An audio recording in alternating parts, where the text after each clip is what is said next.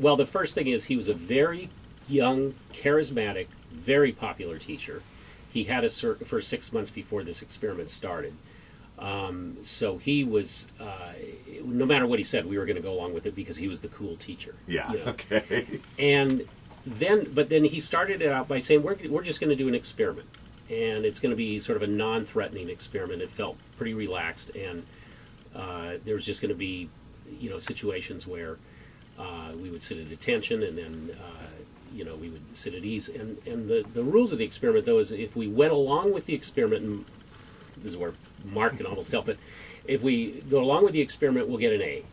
If we try an assassination and fail, we get an F. If we don't want to go along with it, we go to the library. Was that right? It's a C? And according to the movie, the teacher actually thought it was a one-day experiment that blossomed. Do you buy that? Do you believe that? That he kind of made it up on the fly? Well, one thing, it is hard to believe, but one thing I do remember, and the teacher never said it, I don't think he remembered it, but on the second day, now granted after the first day, supposedly we went home, and in his mind it was over and that was going to be it.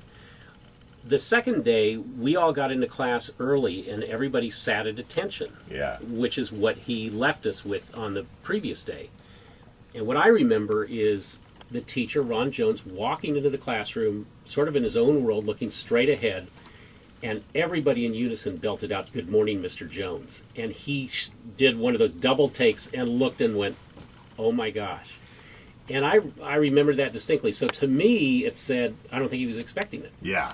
Of course, then he came up with strength through community, and maybe that was extemporaneous, and then from that point on, rules were difficult, and the presence of the secret police made it very difficult to function, really. Yeah. Because the rules applied in class, the rules applied on campus, but the rules also applied out of class, off campus, and at home. Yeah. And one of them was you could not gather in groups larger than 2. And you never knew who was going to come in the next morning and turn you in. And so you all the lines of communication between students were broken down because of that. The salute was required. You had to salute all the time, and you had to salute each other off campus. So if you met somebody, at a football game that afternoon, if you didn't salute them, you might be tried the next day. And if you were tried and convicted, your friends didn't stick up for you. You were sent off to the library for the duration. So there was this constant fear and lack of communication and rumors because we didn't have the internet. So there were rumors and on top of rumors, and you never could quite figure out what was going on. And every day the rules of the game changed. It wasn't rosy. There wasn't a rosy hue during the time. It started out as a fun game, but then as it evolved, it became literally scary. You became confused and scared, and then relieved when it was over, like Phil said. One of the questions you asked earlier, I still struggle with, which is what did it stand for? And I have one page of class notes, and it talks a lot about this unity concept, and that as a group we will do more. We can accomplish more than we can as individuals. I don't think it didn't get past that until the twist came in, which we don't want to do a spoiler on. But so I still try and figure out how to answer that question. What did it stand for? But basically, it's kind of like a gang. It stood for a group of people who were going to go out together and do things. And he would say we were going to do good things, and then we'd have all these scary, weird rules. And so that's why he struggled with what's going on here and what am I going to do about it? I personally didn't see that much collateral damage, but I think the good of what we learned from it far outweighs anything. I think it's. I think that if people say, "Oh, I would never do that," that's where it's dangerous. And that's what I tried to reach was those people, and walk them through day by day, so we could. It's like the guy at the end says, if we can all look in our side of ourselves and say, "Hey, I'm capable of doing that," then maybe it'll stop. And that's sort of what I feel that. I think when it's really dangerous is if we say, "Well, our country could never do what happened in World War II," or this country, if we deny it, then.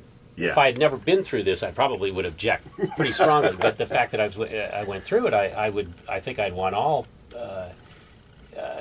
children to have experienced something like that to learn what we did.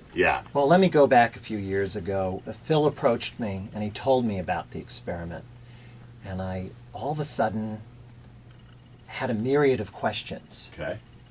And I kept asking these questions, and I didn't get quite the answers that I wanted. And one of the primary questions was, Phil, You're a sophisticated teenager. You're growing up in a very sophisticated environment. How could you be duped?